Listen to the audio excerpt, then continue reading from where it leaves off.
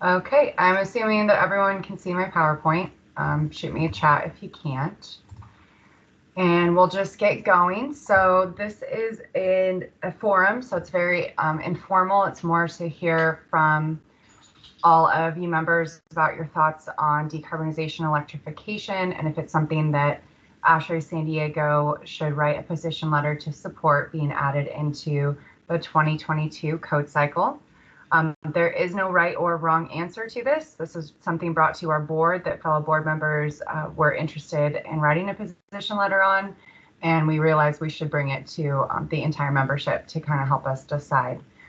So I'm Arianna Nevins. I'm the Government Affairs Chair for our local chapter. Maxwell Sun is on my committee as well, so he'll be speaking briefly.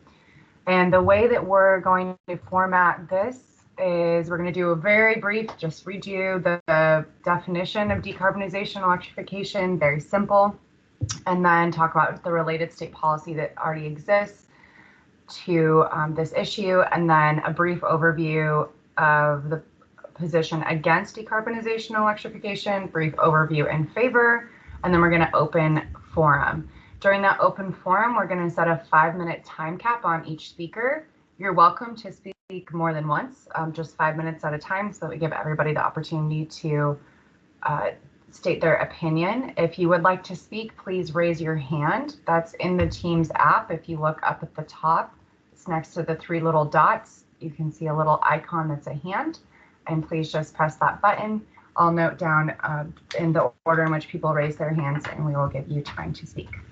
So without further ado, so what is decarbonization electrification? It's very simple. We're really just removing greenhouse gas emissions from the building's energy use. So a simple way to put it is electrical appliances versus gas-powered appliances, and working at making appliances and buildings powered by renewable energy and electricity versus currently carbon sourced sources. So the California policy, we have the SB 100, which was passed in 2008. It's established a landmark policy requiring renewable energy and zero carbon resources to supply 100% of electric retail sales to end-use customers by 2045. It requires the California Energy Commission, California Public Utilities Commission, and California Air Resources Board to prepare a report. They will be preparing a report due January 31st, 2021 to look at the state's levels, but that is the end goal. You can kind of see this plotting California's path forward map down here that shows the targets that we're trying to get to. There's also the executive order signed in by Jerry Brown, B 5518, that was to achieve carbon neutrality. California has established ambitious targets to reduce carbon emissions 3% below 1990 levels by 2030 and 80% below 1990 levels by 2050. For the position against decarbonization and electrification, we actually had the Western States Petroleum Association, a representative on our board meeting yesterday to speak about not adding this into the code cycle currently. And from their organization, we've seen that petroleum is a big part of California's industry, whether it be jobs or energy, and working together with the gas companies and petroleum resources as they currently exist as we build up renewable is more their standpoint, instead of making a sharp decision to cut out carbon emissions from that type of machinery so quickly. So to let the electrification catch up with, in the meantime, partnering with the gas side. So in favor of decarbonization and electrification, that is to reduce fossil fuel emissions, which affect climate change. The CDC has commissioned several studies that have found that electrification is the lowest cost and least risk to legislated climate goals, such as our SB 100 and the executive order. So building with the use of electrical appliances for all new construction, there's, I know AIA and San Diego Green Building Council mentioned retrofitting existing buildings with electrical equipment sooner, requiring that in code sooner as well, so that this doesn't get added into 2025 and there's more time to catch instead of catching up and retrofitting again the retrofits to meet the future code cycle, getting them ready now. So Max, I'm going to let you speak briefly. You wanted to bring up the point about how time is of the essence. Sure. Thanks, Arianna. Yeah, my name is Max Sun. I'm work at P2S Inc., consultant engineer design. But yeah, so the point that Arianna made and is kind of illustrated by this graph is that this isn't really a question of, is this going to happen? It's a matter of like the time that it takes to do it. And what this graph illustrates, this is from Saul Griffith's book, Rewiring America, if you want to look into the data behind it. But it's basically illustrating that there's not a free market mechanism that will get us to the emissions targets that California has set, and that there will need to be some sort of pressure through building codes to meet the temperature and emissions goals that were laid out in the Paris Agreement and also in California's own emissions goals. So it's important, and the fact that 3 years makes a big difference, which is why it would be important to get this into the 2022 code cycle rather than 2025, and that 3 years makes a big difference in terms of how we go about solving this problem. Great, thank you, Max. So with that super brief overview of everything, now we're going to open up the forum. I know there's a few people that I see on here that I know have opinions they'd like to state either way. So we'll open it up, just raise your hand to speak, and then we'll put a 5-minute time cap and move on.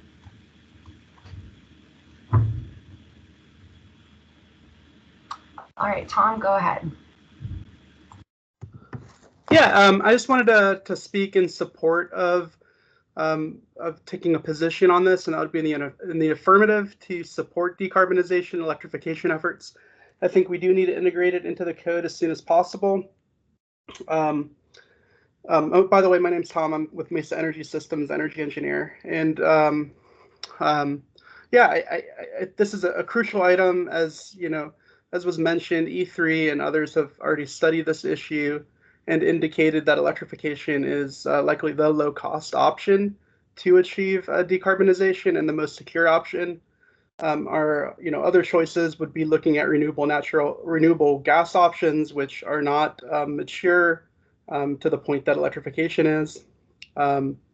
We need to also start planning this methodically as we begin to wean ourselves off of natural gas and move towards electrification.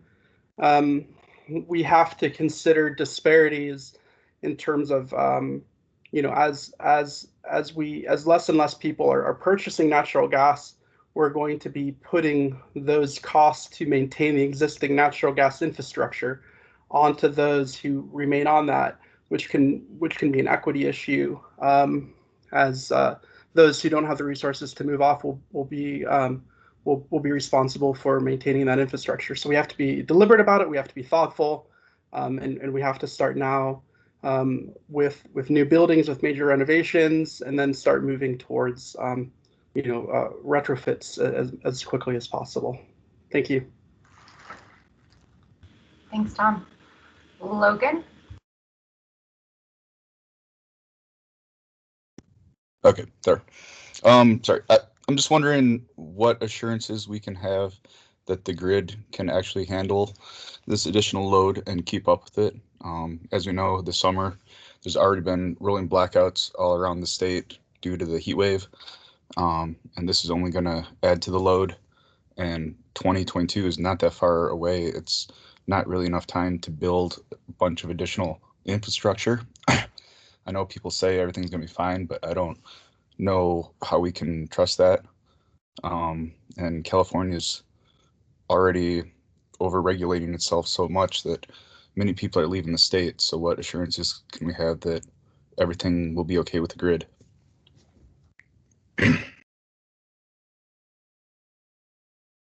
Thanks, Logan. Kalina. Hey, sorry, I just joined late, so I apologize if I've missed some of the earlier comments. I think just in hearing Logan bring up concerns about the grid, I mean, I think there's lots of concerns about the grid. It's aging infrastructure. I think there's lots of reasons to want decentralized microgrids, some more resilience in our grid. But what's stressing the grid is not the heating of buildings and the domestic water heating. So I don't think we're adding extra stress to our grid. If we're taking off those loads when our grid is stressed and when it's maxed out, it's at peak cooling. So that is a problem that exists. I'm not sure that I don't think it gets worsened by taking gas out of buildings. And again, I think what we're talking about supporting here is encouraging the Energy Commission to adopt the plan it's already planning on taking, just accelerate that timeline for new construction. So it's not as though this is going to be a step change of the entire energy use in the state overnight in one code cycle. It's just going to affect new construction and buildings. Thanks, Kalina. Tom, did you raise your hand again?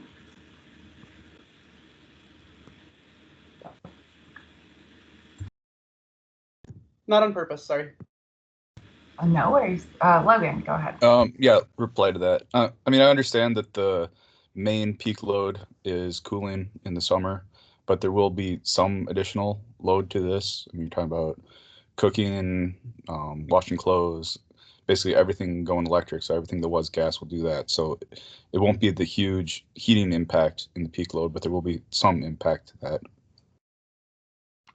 that. And do we know what percentage of the grid is currently renewable power? I mean, I know they say in 2045 they want it to be 100%, but what is it now? I'm not asking anyone directly. I'm just questioning, throwing it out there. Go ahead, Tom. Yeah, just to respond to Logan, right now in San Diego gas and electric territory, it's 45% renewable energy. So it's already pretty significant. One of the advantages of electrification is we actually do get flexibility to address the grid. So, when we have something like a water heating on the grid, which is what would increase during the summers, as Kalina pointed out, we're not going to be seeing vast increases during the summer from space heating, from heat pumps, et cetera. But we will see some increase from appliances, from water heating. But there have been some really excellent studies out there in terms of being able to use heat pump water heaters as essentially batteries, because we are heating water, we're using it as thermal energy storage. And so there is flexibility in terms of when we can charge those, when we can heat those, do preheating.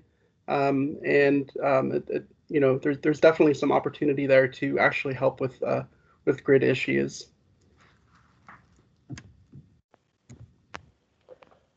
I mean, I think that, sorry, I'll read it.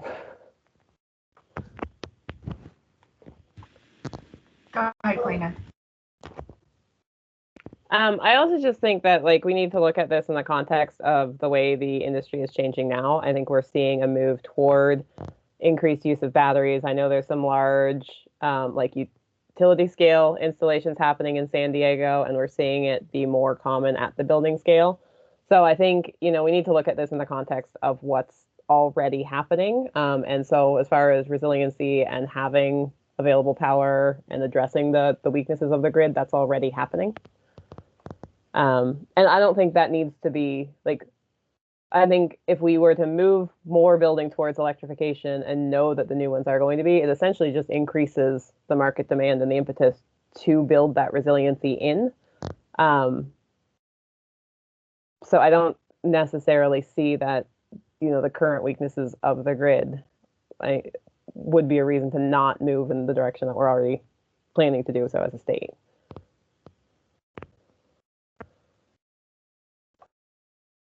I mean, my concern would be how fast they want to apply this 2 years from now.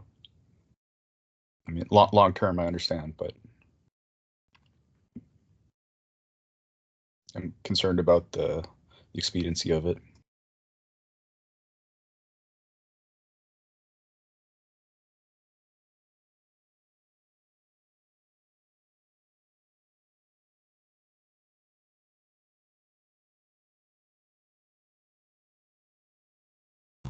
Go ahead, Max.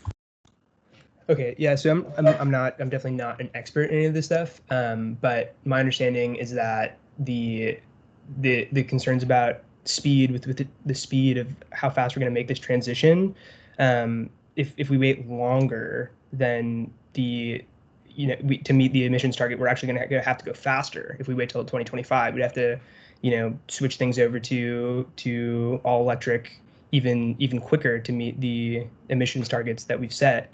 And on top of that, you might have to, put some like early retirement, some sort of early retirement plan in on top of that. So in a lot of ways, going in 2022 versus 2025 is actually saving time and money. I'm just curious, what happens if the emission goals are not met?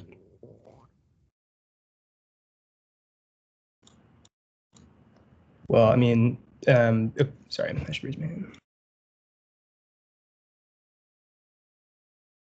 It's fine, Max. Go ahead, and then we'll do Jerry after you. I guess I should preface it with, the consensus among climate scientists that was laid out in the Paris Agreement is that if we don't hit our emissions goals, California is one thing, but globally, you will start hitting climate tipping points where, we'll start to see more wildfires and more hurricanes and all this stuff, and get to a really bad place with sort of the stasis of the planet.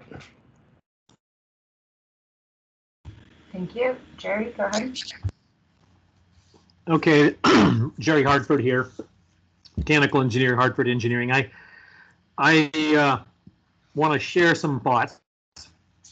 I too, like I suppose many of others on this call, attended the Golden Gate chapter presentation this morning for 2 hours, and I heard some of the things that were said there already repeated here. So my biggest concern is that, and trust me, I'm all for reducing our carbon emissions, okay? So let's just all understand that we all are in that same camp, I sincerely believe.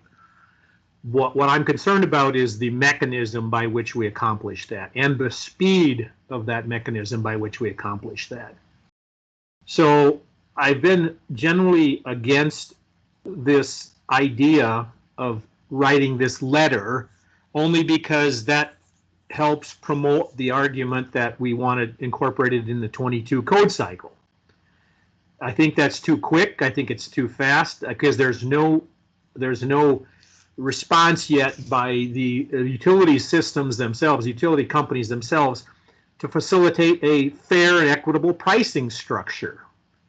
I'm concerned that this, if it becomes a code, becomes an unfunded mandate, like many others that are out there that happen because of codes and other regulations.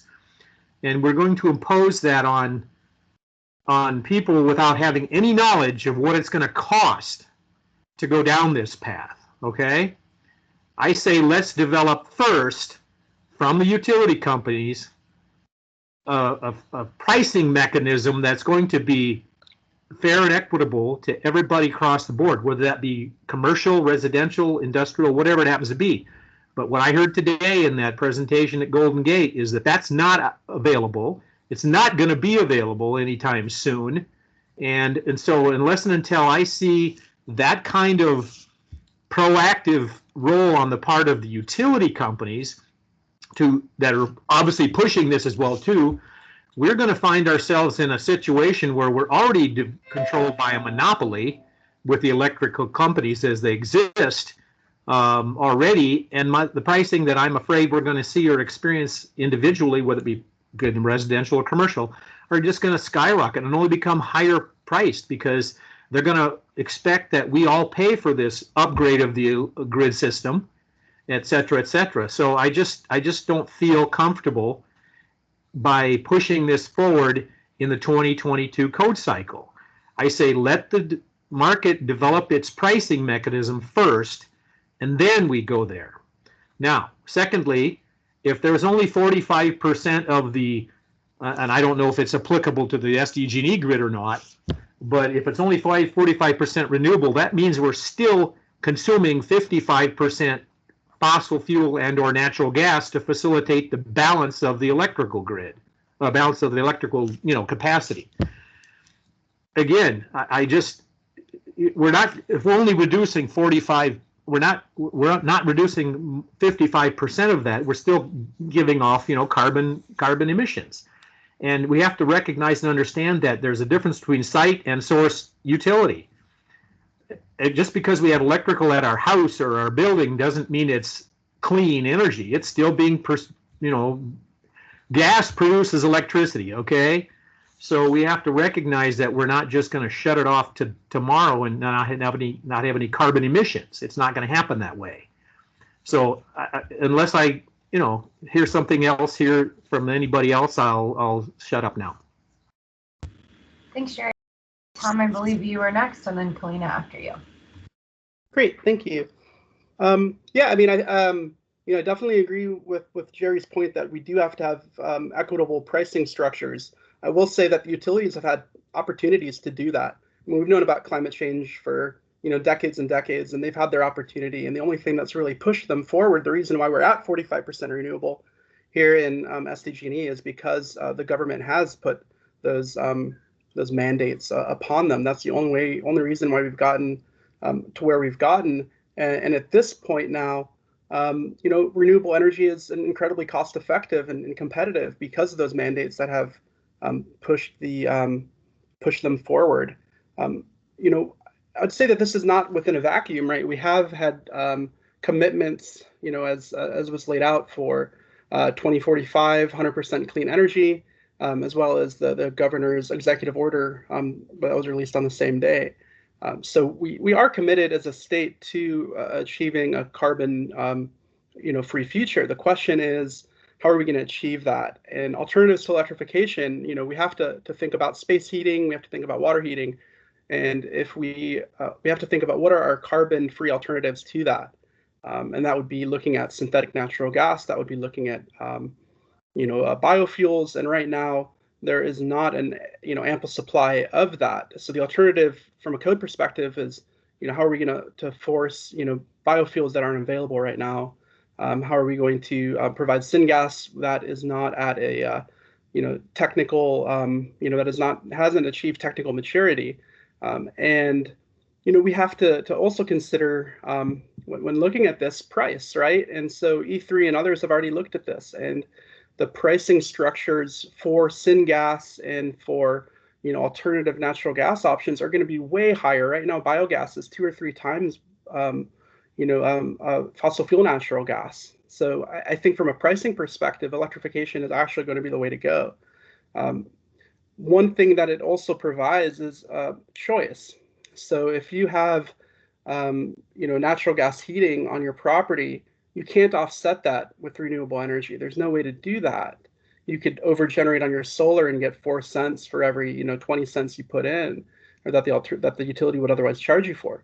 But if you have if we do have an electric building, if we have electric water heaters, electric space heating, you can offset that with the solar that you put on your own property and get a 5-6 year payback. So it's there are technical there are economic benefits to moving forward with electrification now, and it does provide choice. Thanks. Thank you, Tom. Let's go Kalina, and then after Kalina, Anthony, please.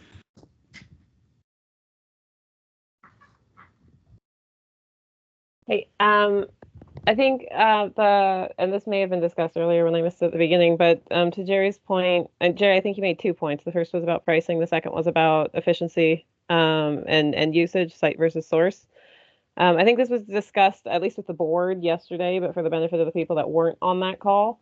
The difference in efficiency at end use, if we're talking about electrical at the site for space heating and domestic water heating, which is the vast majority of what that load would be, the heat pump coefficient, where you've got like a 3.5 to 4 COP, which is pretty common, offsets that difference in the efficiencies at the source generation.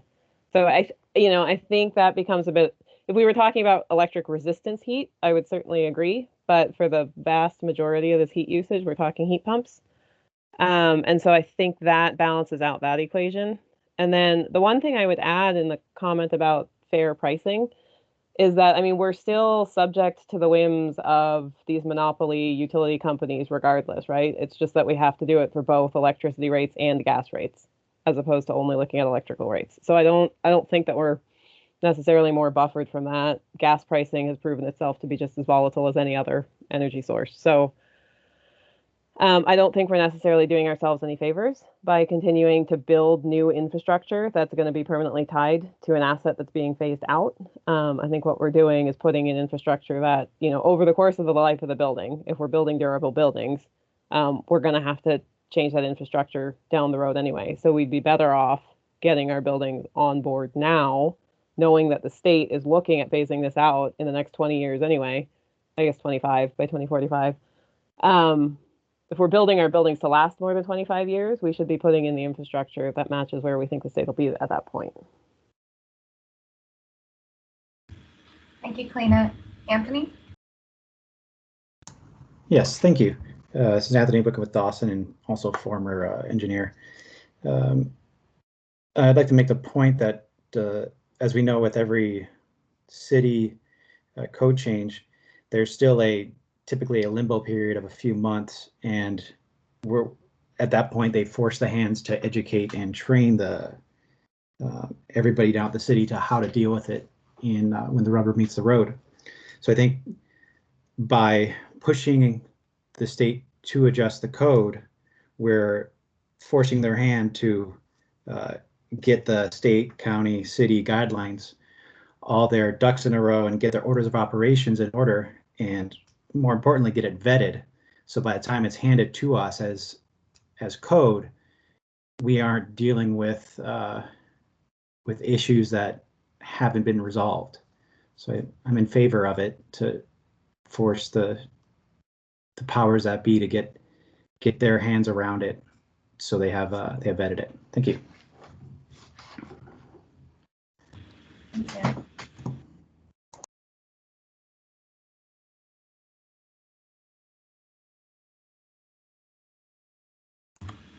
Go ahead, Mark.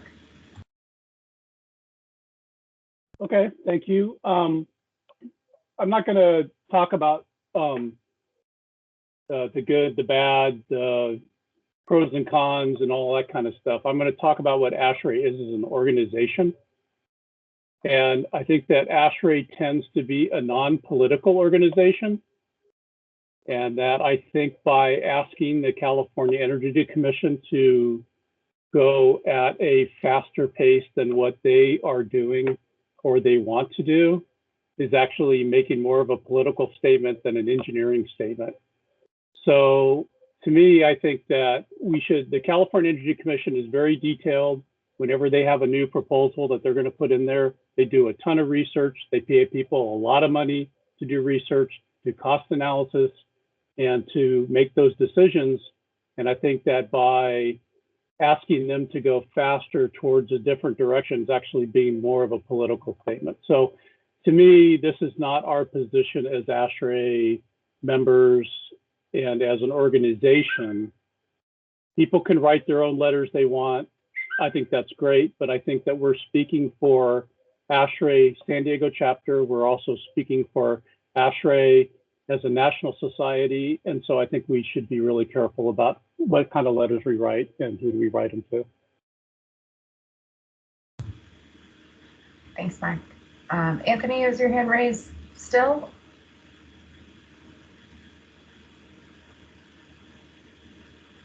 No, it is not. Okay, Max, go ahead.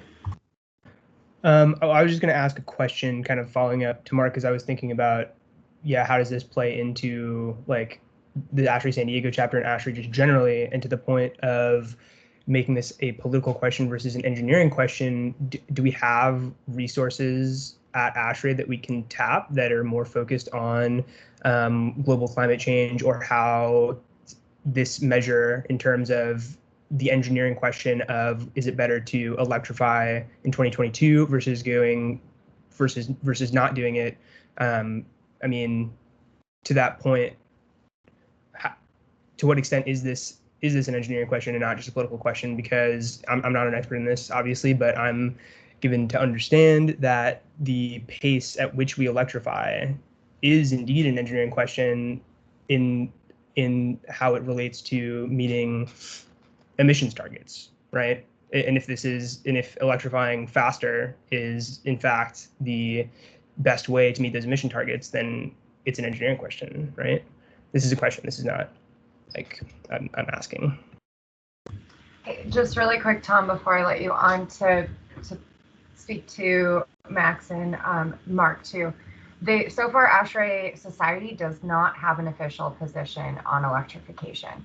There is a few things tangentially mentioned within a few of their documents about carbon emissions and climate change and the promotion of renewable resources.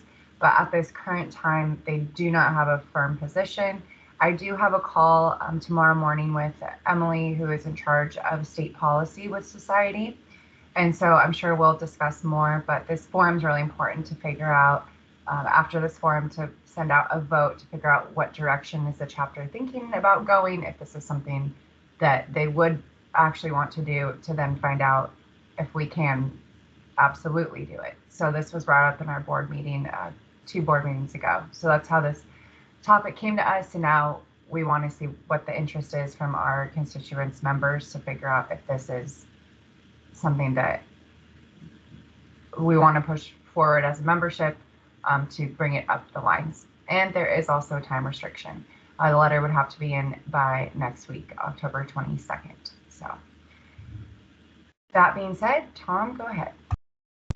Thanks. I pulled up ASHRAE's mission and vision, and I just wanted to bring that up because I think that is a good point. And the mission of ASHRAE is to serve humanity by advancing the arts and sciences of HVAC, refrigeration, and their allied fields. And our vision is a healthy and sustainable built environment for all.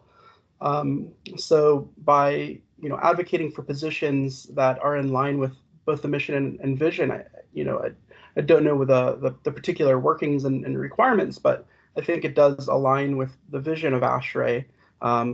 Natural gas combustion within buildings, especially when we're talking about, within cooking appliances, has been shown to increase negative impacts around indoor air quality. So if we can get natural gas out of combustion, within actual buildings and living spaces, that improves the health and well-being of these residential spaces. And obviously from a sustainable built environment for all, from the sustainable perspective, by advocating for policies that help address climate change, it does seem to be fairly well aligned as well. Thanks.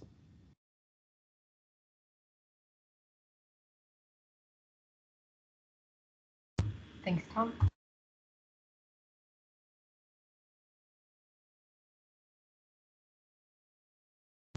Go ahead, Jerry. I'm going to agree with Mark as well too when he made that comment about ASHRAE not being a political body, and you can interpret and read the ASHRAE mission vision any way you wish to do so, but unless until ASHRAE as a society takes a position, I don't think it's appropriate that we should march forward as a chapter saying specifically something that the ASHRAE itself hasn't yet endorsed or embraced. I have no problem if they come out tomorrow and say that we're going to facilitate this electrification decarbonization issue. I have no problem whatsoever accepting that, but at the same time, by having to sign a letter or craft a letter between now and next week, the 22nd, I just think is totally inappropriate and is too quick for any of our membership collectively to digest and understand. So I'm simply saying let's give it the time it needs to facilitate a proper being properly informed and educated, and then make some decisions. So I just think this whole effort to push it to 2022 is just too quick, and it doesn't even yet have the support of an ASHRAE position statement. So that's what I'm saying about that. I agree with Mark. Thank you, Jerry. We're going to go Kalina and then Tusi. Sorry, did you want to let the other person speak first? I know I've had quite a few chances, and that looked like a new name. Sure. Thanks, Kalina. And so Tusi, if you'd like to speak, and then Kalina after, that'd be great. Thank you. Hello, this is Sosi. I had a question. If this things like cooking appliances and water heaters necessarily need to be addressed together or as a whole as decarbonization efforts. I just think when I'm hearing things like political statements and stuff, I mean, I personally have preferences using gas and electric stoves, and I consider that thing something a little bit more, I guess, political is the word for it, versus a water heater, which is really a system, and how big that system is, whether it includes utility, electrical generation, which is really more of an engineering question. I don't think you can reasonably have a preference of how your water is heated, whether it's heated on site with gas, with electricity. And if there is a case to be made for more efficient, cleaner water heating by advancing this, I would think that as an engineering organization, we would want to be all on top of that. Especially, you know, I don't buy into the idea of not rushing on things when, you know, houses are going to be built, and we should be on top of making sure we're influencing these housing is built when the opportunity is presented to us, rather than punting on things like this. Thank you, Sosie. All right, Kalina, and then Logan. Thanks, and I think, Sosie, I think that's a really good point. Thank you for bringing that up. As far as, you know, let's not hold back and not rush. As far as just the previous points about how we take a stand as ASHRAE is a member-driven organization.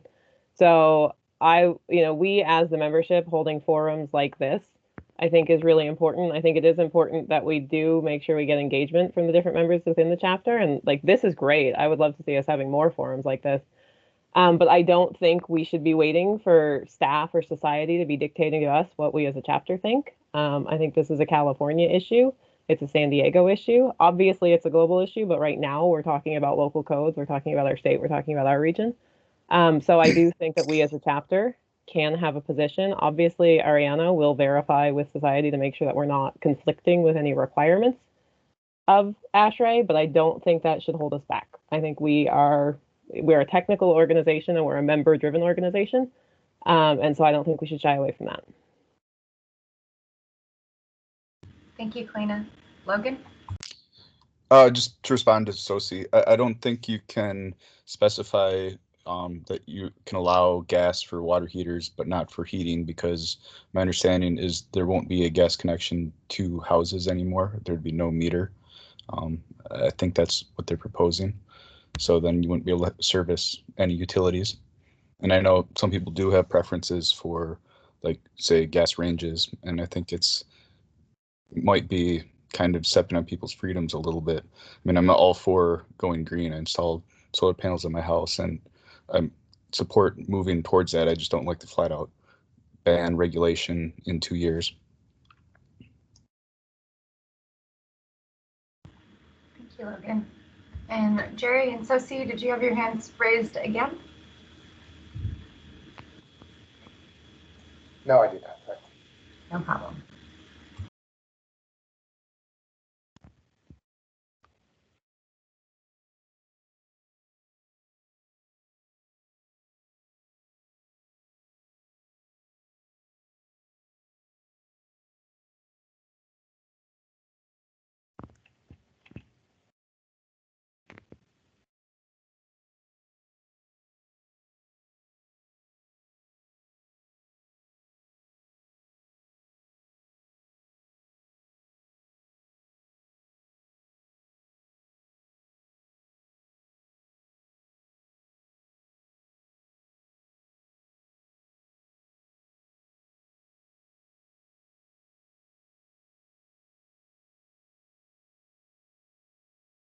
Go ahead, Sosie. Sorry, I did join in a little bit late. Is the question about expressing a letter of support versus no response at all, or is that what the question is? Yes.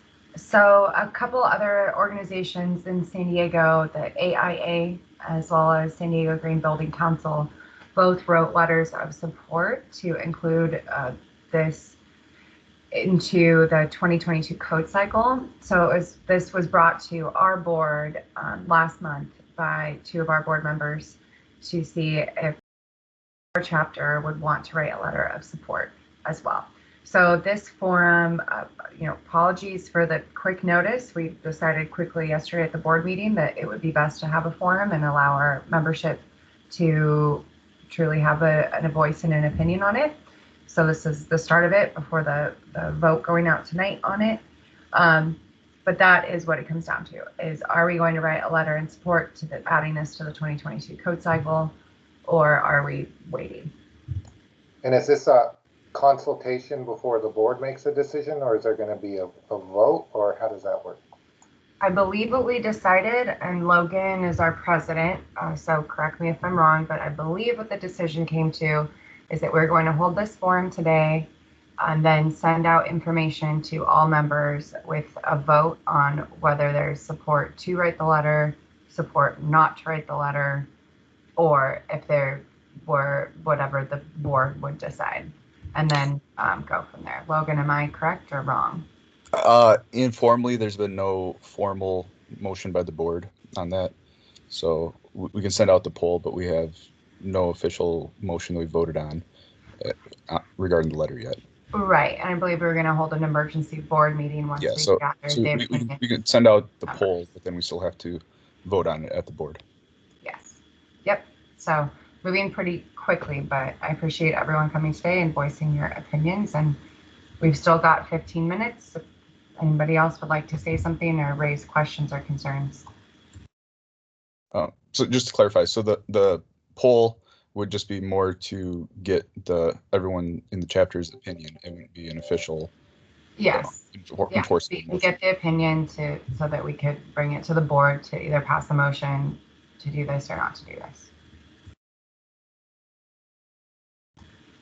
Yeah. Sophie? Oh yeah, I was just going to say thank you, and if the sooner that this recording could get posted so I can review this, because it's something I'm very interested in, but just caught kind of blindsided. Yeah, no problem. And yeah, I am recording it, so I will figure out as fast as I can how to get this recording posted in some form. Also, I did send out the Golden Gate chapter, as Jerry referenced earlier. That was also something I received yesterday, that they are doing a 2-day seminar, 2 hours each morning today and tomorrow from 10 to 12 with PG&E, which is the utility company up in Northern California. And they are doing a seminar on decarbonization and electrification. Have a lot of good keynote speakers on there. It's something that is very interesting, where you can kind of choose to be as engaged as you like to be. So you can either have it on in the background, or there's really a lot to dig into there. But it is open for everyone to register. So that was another email that I sent out last night after this forum announcement. So if this is a topic you're interested in, I really recommend tuning in to that as well. Go ahead, Jerry. Unfortunately, I listened to the one this morning for 2 hours. It was quite good, actually. Unfortunately, they don't have any counter argument to the presentations being made. It's all pro or in favor of electrification, decarbonization. There's no other side of the table at that discussion or in those discussions. And so it's like it's clearly a one-sided presentation from that perspective. So there's no argument on the other side. So I just want to make sure everybody understands that that's the case. Unlike what Arianna did here, she gave a slide on both the pro and the con, or the in favor of or against. There's none of that in that presentation. It's all done hosted by PG&E. But again, that's specific gas and electric, but there's no discussion about gas and whether or not it will ever, on the other side of the table. So I just want everybody to know that. Thank you. Yeah, and very fair point. I'll be honest, it is actually pretty hard to find resources against decarbonization so quickly. But I know we did have the advocate yesterday from WSPA, Margot, who gave us some good information, and it was helpful to have their stance on it. But if you're looking for information, if you find information against it, I'm always welcome to send it over to me or tell me about it, or I can send it to you personally, because that is a good point that Jerry brought up. Jerry, if you're raising your hand again, you can talk.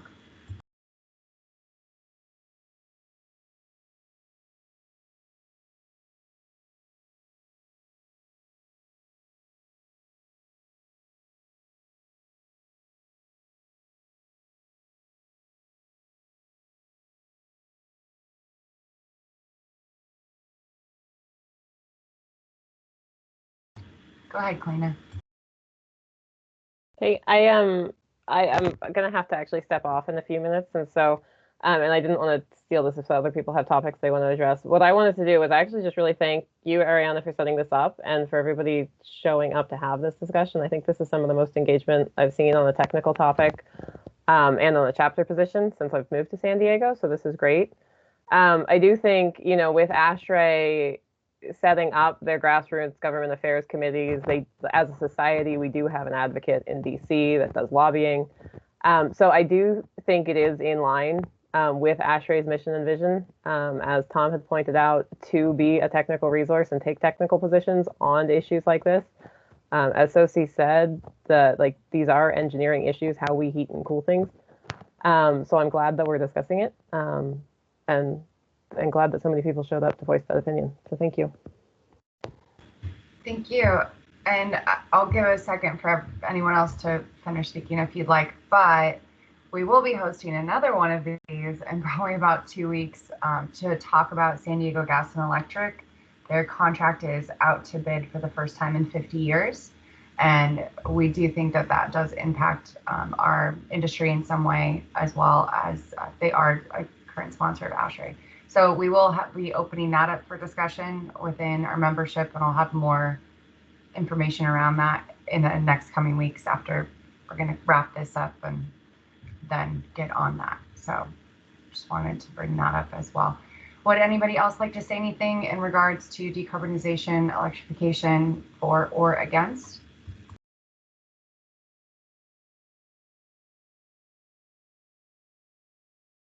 Go ahead, Tom. Yeah, I just wanted to thanks again for hosting this. This is, something I'm, very interested in, and I'm glad to see ASHRAE is getting engaged in it. Just one small comment on the cooking appliance side. If you haven't had an opportunity, I really encourage you to check out induction stovetops. You could get a plug-in one for about $50 to try it out, see if you like it. And I was surprised how much, I think we can all agree that electric resistance cooktop is not a great experience, but really enjoyed using the induction, and it works on a lot more of the cookware than I expected. So it's a nice little cheap gateway to electrification. Thanks, Tom. And hey, that being said, also, I've always got room on my committee for more members. So Max is a member, he's over at P2S. There's room for government affairs if these are topics that interest you, or there's action locally that you'd like to take. Last year, we did take up a group to the Capitol and advocated for ASHRAE as a subject matter expert in the area of engineering. So if you're interested in that, please hit me up. Always love more people being involved. I personally am a political science major and did some work with government before, so I really like this, and I really would rely on a lot of your expertise as well, since I work for Lennox. I'm not an engineer by trade, so the more information you can bring on the technical side works also. Thank you.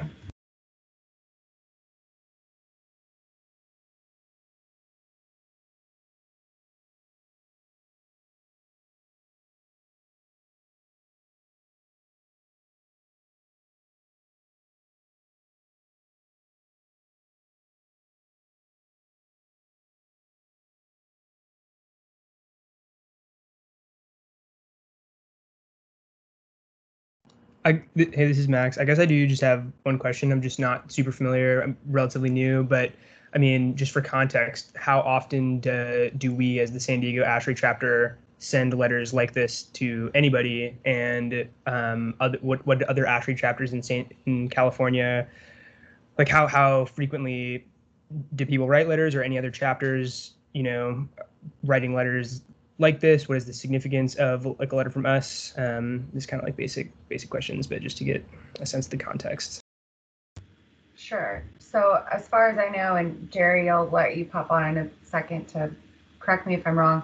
I've been government affairs chair. This is my second year. I didn't write any letters last year, so nothing happened last year. I'm not sure about our activity as a chapter prior to that because I joined 3 years ago, so I'm not positive. I do know that of the other 13 GACs in our region, that 2 of them were very big on this topic and thinking about writing a letter as well. So as far as that goes, it hasn't been common for us so far, but doesn't mean we can't do it within the rules of ASHRAE and the board voting within the members. Go ahead, Sosi. I was just going to say, in general, I support the idea, but of decarbonization. But in generally, my personal preference is a carrot as opposed to a stick approach, and I think that an idea of relaying a letter of support without, there's ways to encourage decarbonization where you incentivize it as opposed to banning gas connections that can be, and I think it can be posed in that way.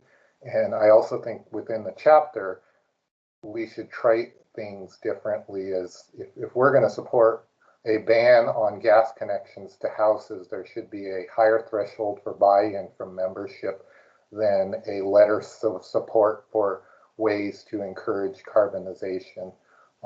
That's, I guess, my final 2 cents. Thank you. Appreciate that. Max? Yeah, so it's another question, but I mean, we're not writing, if we wrote this letter, it wouldn't be a letter suggesting like the details of a specific policy or measure that we would ask the CEC to include. Is there room for nuance in this letter? Could we say something like, we recognize the importance of electrification, we recognize the importance of like the pace of electrification, and we encourage the CEC to, whatever, take these other things into account, but pursue an ambitious electrification plan. Like we wouldn't necessarily have to hammer out all of these different details about like rate structures and price structures and stuff like this, but just as a signal of support to electrification and faster electrification. Yeah, so those 2 support letters that I did read from AIA and SDGVC were more general of support. Kalina, please correct me if I'm wrong on that, but it was more generalization of like, hey, we support decarbonization and electrification in the state. We think it's really important to add into this code cycle, but it wasn't a long, like 100-page letter. It was a page and a half each. Kalina, I'm gonna let you speak on that because I believe you have more expert knowledge than I do on that. Yeah, no, that's exactly right. And I think it's a really good point to raise. And maybe when you send out that survey, it might be worth noting the other organizations that have written similar letters. And I'm sure that those organizations would be fine with you sharing those letters for reference. Certainly SDGBC is fine. You could check with somebody at AIA if you're concerned. But that way, at least our members could kind of see the tone or the level of kind of detail that we would be anticipating. I think it would be something in line with those, a general kind of support of the intent.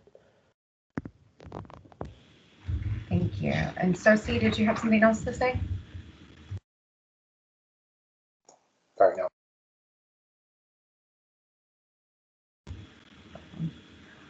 All right, we got a couple minutes left. Does anyone want to put some last words in before I close this out? I'd sign off. I have a meeting. Just want to thank you for holding this. Thank you, Logan. Okay, so I'm going to wrap this up. Jerry, did you want to say something? I too wanted to just thank you, Arianna. You are just amazing.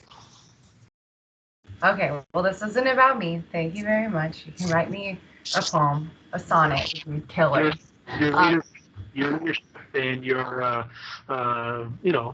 engaging the entire group here has just been great. I appreciate it. Thank you. Thank you. Well, I appreciate everybody coming together. I appreciate Max and Kalina's help, and Jerry and Logan bringing the other viewpoint to our meeting yesterday.